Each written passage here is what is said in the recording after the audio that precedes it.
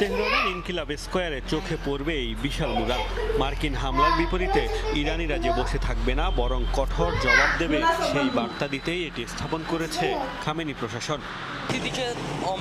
12 দিনের যুদ্ধে তারা আমাদের সক্ষমতা আঁচ করতে পেরেছে। তাদের যে কোনো হুমকি পদক্ষেপের জবাবে আমরা চুপ করে বসে থাকবো না। নিঃসন্দেহে ইরান সাথে সাথে পাল্টা জবাব দেবে।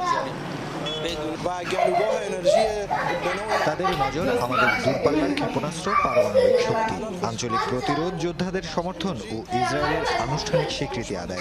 আলোচনার মাধ্যমে তাদের লক্ষ্য অর্জন না হওয়ায় সামরিক শক্তি প্রয়োগের পরিকল্পনা করছে। অবশ্যই আল্লাহর ইচ্ছায় তারা আবারও ব্যর্থ হবে।